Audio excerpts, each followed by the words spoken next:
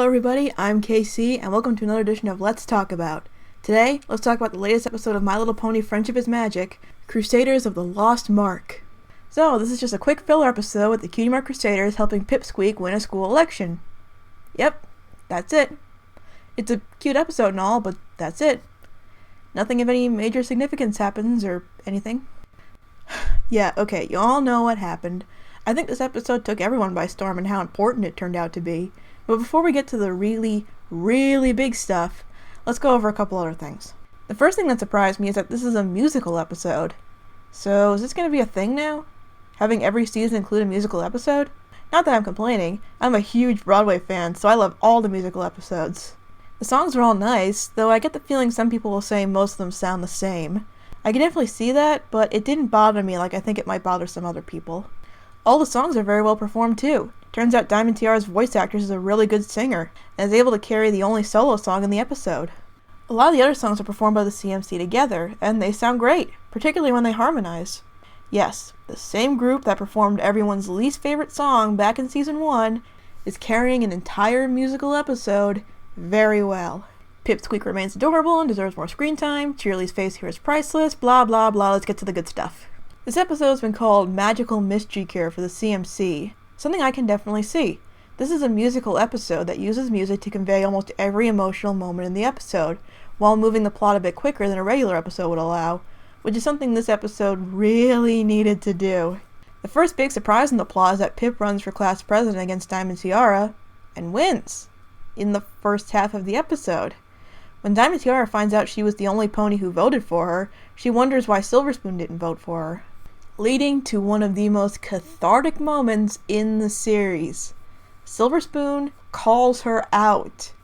This is something a lot of people have wanted to see for a very long time, and it is so great. This scene was one of the most important in the episode. It's what makes the rest of Diamond Tiara's arc in this episode work. At this point, not only did she lose the election, but she lost her only real friend. It was something she certainly deserved after the way she treated her, but it's what convinces the Crusaders to follow her and make sure she's okay. Or as they put it, just because she doesn't care about anyone else's feelings doesn't mean we shouldn't care about hers. I like that. That's a nice attitude to have. We do see Diamond Tiara's mother, who's a pretty horrible pony, who is furious when she finds out her daughter lost the election. Jeez, I wonder how she felt when she lost the flag-carrying competition.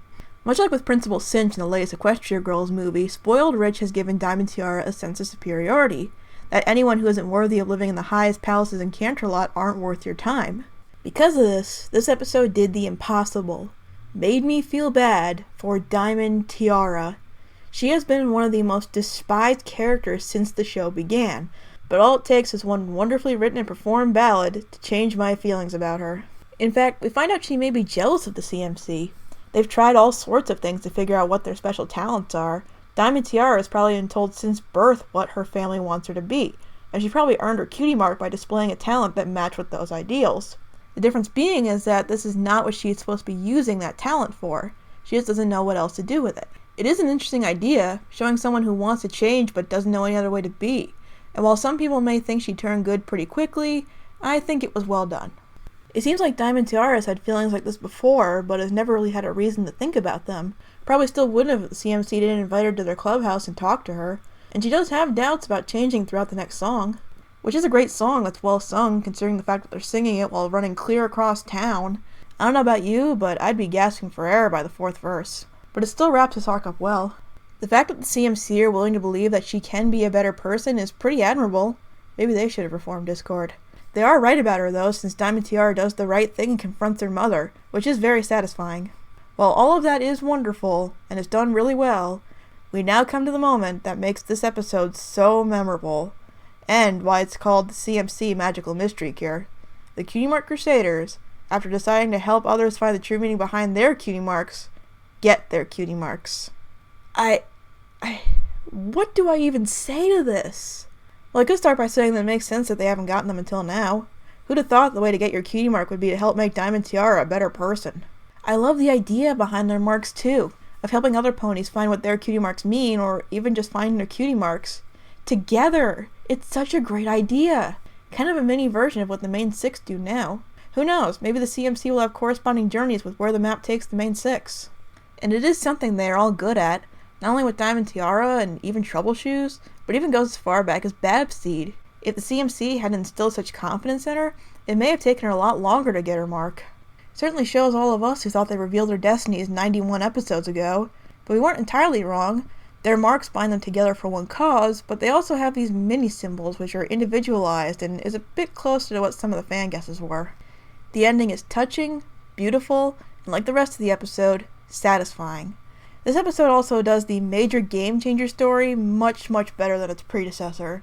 As much as I love Magical Mystery Cure, and I really do, you have to admit when someone does a story better, and this was a wonderful story. But that leaves the same question newly Alicorn Twilight left us.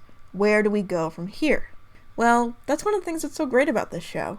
Just because a character reaches the goal they set out to accomplish in the beginning, doesn't mean their story is over. Now don't get me wrong, some of my favorite shows have, or seem to have, a set beginning and end, and that's perfectly fine. I understand not wanting to outstay your welcome, but as long as characters change and set out to accomplish new things that lead to new and different story possibilities, I don't see any problem with continuing. But just something else this show is great at, continuing. What do I mean by that? Well, you probably already know this, but this game-changing episode came out the same day as the very first episode 5 years ago. This Saturday, My Little Pony Generation 4 celebrated its 5-year anniversary. Now, I've only been watching the show since right before Season 3 started, so about 3 years ago, but I love that these dates coincided. And I'll be perfectly honest here, if that montage towards the end had gone on a second longer, I might have cried. Is it weird that I'm in my 20s and feel proud of a trio of pastel cartoon fillies? I don't care. At the time of recording this, it's been over 24 hours since I saw the episode, and I'm still having trouble believing it happened. I'm just eagerly awaiting what the show staff has in store for these 3 fine fillies now. Thanks for watching, and I will see you guys next time.